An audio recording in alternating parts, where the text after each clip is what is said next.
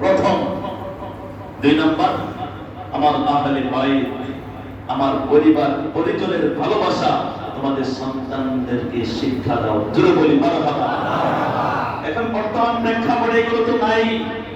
আমরা মহরমকে কেন্দ্র করে আহলে বাইতের মর্যাদা ভালোবাসা প্রকাশ করতে চাই, কিন্তু এই আহলে বাইতের বিরুদ্ধাচরণ যারা করেছিল, এই মিম্বারের মধ্যে বসে বসে তারা এই আহলে বাইতের বিশ্বাসকারী যারা ছিল ইয়াজিদ, এই ইয়াজিদদেরকে তারা পক্ষপাতিত্ব করে। জোরে বলি নাউযুবিল্লাহ।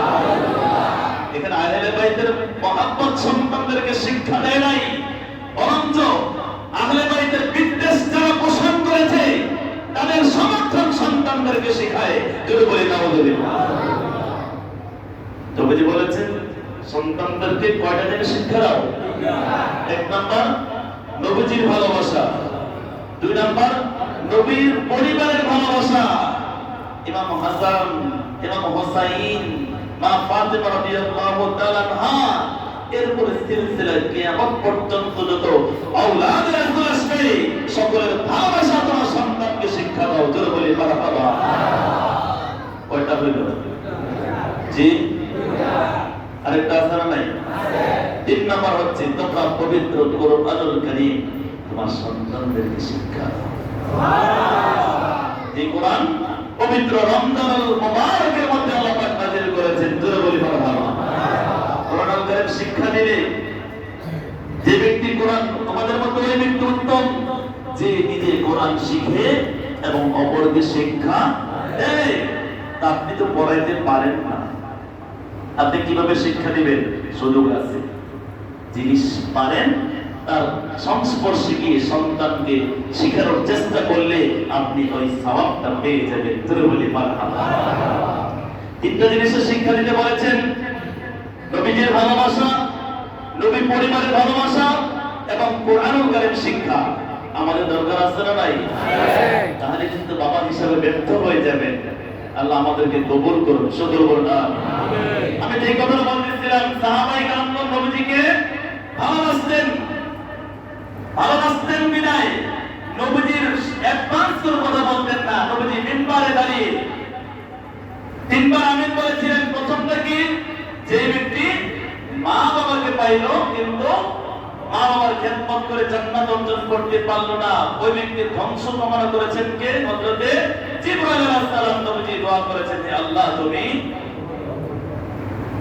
2 নাম্বার নবী সাল্লাল্লাহু আলাইহি ওয়াসাল্লাম বললেন, যে ব্যক্তি আমি নবীর নাম শুনলো, নাম শোনার পরে আমার প্রতি দরুদ শরীফ পড়লো না, তার ধ্বংস হোক। এই দোয়া করেছে জিবরাইল। আমি সমর্থনে বলেছি আল্লাহুম্মা আমিন। জোরে বলি আল্লাহু আকবার। সুতরাং নবীজির নাম শুনলে তাদের শরীরের মধ্যে আগুন লেগে যায়। আমরা অনেকে যারা আহলে সুন্নাত ওয়াল জামাতের অনুসারী সুন্নি মানা মানুষ, আপনারা পৃথিবীতে চলতে গিয়ে এক এক পরিবেশের মধ্যে থাকেন, কষ্ট নেবেন না।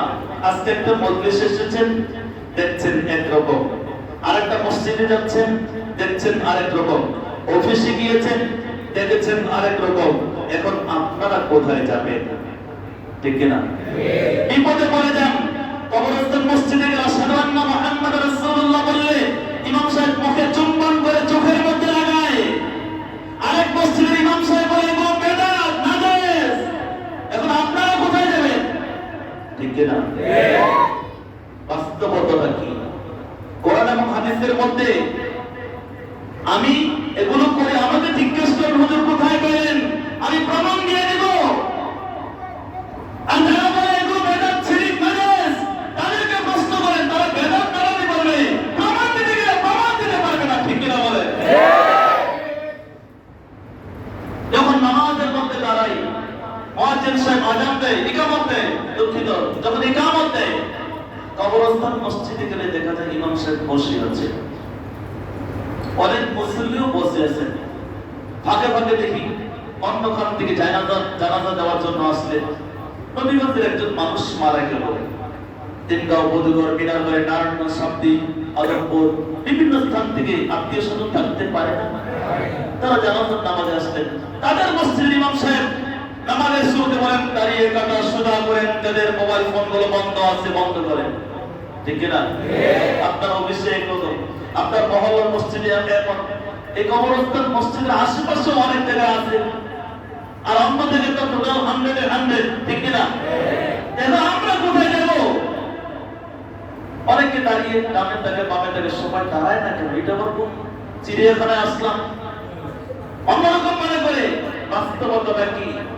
হাদিসের কিতাবের মধ্যে এসেছে, যে ব্যক্তি নামাজের আগে ইকামতের পূর্বে পূর্ব থেকে দাঁড়িয়ে থাকবে, এটা মাকরুহ তাহরিমি, হারামের কাছাকাছি। আমার কাছে কিতাব আছে, দেখে যাবেন, প্রমাণ দিয়ে দেব ইনশাআল্লাহ। আমাদের কমিটির একজন সদস্য ছিলেন, মুরব্বী, তিনি আমার কাছে একদিন বললেন, এটা কি আমাদের মসজিদের ইমাম সাহেব তো এটা করে না। আমি বলি ঠিক আছে, আমাকে একটু সময় দেন, 5 মিনিট। ঠিক আছে, বসলেন।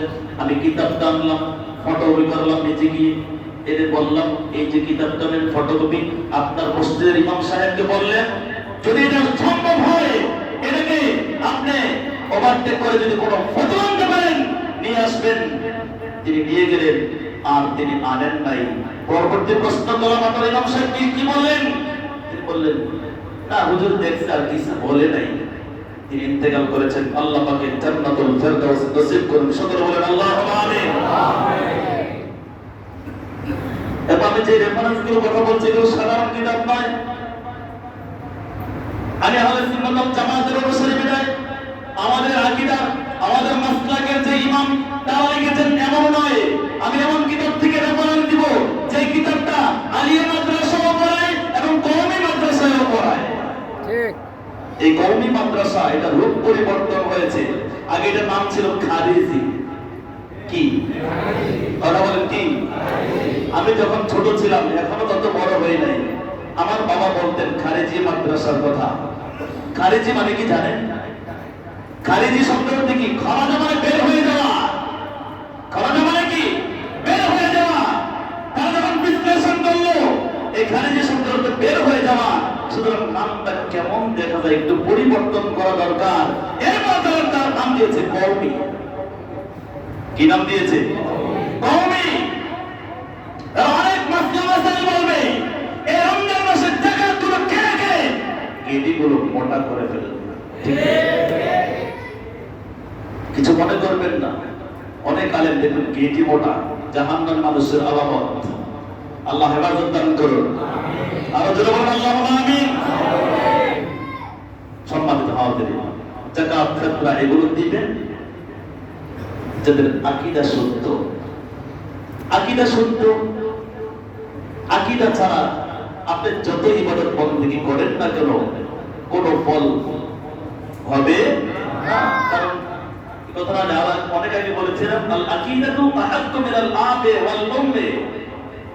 সঠিক আকীদা পোষণকারী অধিক হকদার মিনাল আবি ওয়াল উম্মি, নিজের বাবা এবং মা থেকে।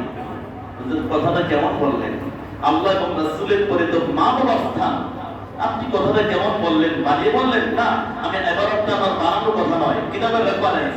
লিআন্নাল আবা ওয়াল উম্মা ইয়াহফাজুনা মিনান নারিদ দুনিয়া। কেননা মা বাবা তোমাকে দুনিয়ার আগুন থেকে, দুনিয়ার ঝামেলা থেকে, দুনিয়ার বিপদ থেকে মুক্তি করবে। ওয়াল আকীদাতু ইয়াহফাজুনা মিনান নারিদ দুনিয়া ওয়াল আখিরাহ। বড় করে বলে সুবহানাল্লাহ। আর সঠিক আকীদা পোষণকারী তিনি তোমাকে দুনিয়ার আগুন থেকে বাঁচাইবেন এবং পরকালের আগুন থেকেও বাঁচাবেন। সুবহানাল্লাহ। হুজুর কথাটা কেমন বলেন? পরকালের আগুন থেকে আবার তিনি কিভাবে বাঁচাবেন? আমাকে একটা চাবি দিলেন, আপনি গিয়ে অমুক জায়গায় অমুক রুমের 203 নাম্বার রুমের তালাটা খুলবেন, চাবিটা দিয়ে খুলে যাবে। একজন আমাকে নির্দেশনা দিয়ে দিলেন, আমি যদি যাই ওই চাবি দিয়ে 203 নম্বর রুমের মধ্যে চাবিটাই তালাটাই খুলে যাবে। তিনি আমাকে নির্দেশনা দিয়েছেন, এরপরে গিয়েছি, আমি সফলকাম হয়েছি। আর আমাকে একটা চাবি দিয়ে বলেন, যান আপনি খোলেন। আমি গিয়ে ঘুরতে ঘুরতে ঘুরতে ঘুরতে আমার সময় শেষ, আমি আমার সিদ্ধি হাসিল করতে পারলাম না। অত্র পৃথিবীর মধ্যে যিনি আপনাকে সঠিক আকীদা শিক্ষা দিবেন, ওই সঠিক আকীদা অনুযায়ী আমল করার কারণে আপনি পরকালে পরকালে নাজাত পেয়ে যাবেন। জোরে বলি মারহাবা। সুতরাং আপনার যাকাত, ফিতরা, মান্নত যেগুলো আকীদা সঠিক, যেগুলো আকীদা সহিহ, ওই সকল জায়গায় দান করবেন। যদি সম্ভব নাও হয়, আপনার বাড়ির আশেপাশে মূর্খ যে গরিব মানুষ কিছুই জানে না তাকে দিবেন, এটা আপনার উপকারে আসবে। ঠিক কিনা বলেন? আপনি যাকাত, আপনার যাকাত ফিতরাকে নবী বিদ্বেষী কার্যকলাপগুলো শিখবে, এটা আপনি তাকে নবীদের বিদ্বেষী সহযোগিতা করলেন, পরকালে জবাব দিতে হবে। আল্লাহ হেফাজত দান করুন। আমি আলোচনা কোন দিকে করব, অন্যদিকে চলে গেলাম। আমি বলতেছিলাম আল্লাহর হাবিব সাল্লাল্লাহু আলাইহি ওয়াসাল্লাম বললেন, আমি দ্বিতীয় আমিন বলার কারণটা কি? যে ব্যক্তি আমি নবীর নাম শুনবে কিন্তু আমার প্রতি দরুদ শরীফ পাঠ করবে না, তার ধ্বংস জিবরাইল কামনা করেছে, আমি নবী তার সমর্থনে করেছি। আল্লাহুম্মা আমিন। হে আল্লাহ তুমি কবুল করো। আল্লাহু আকবার।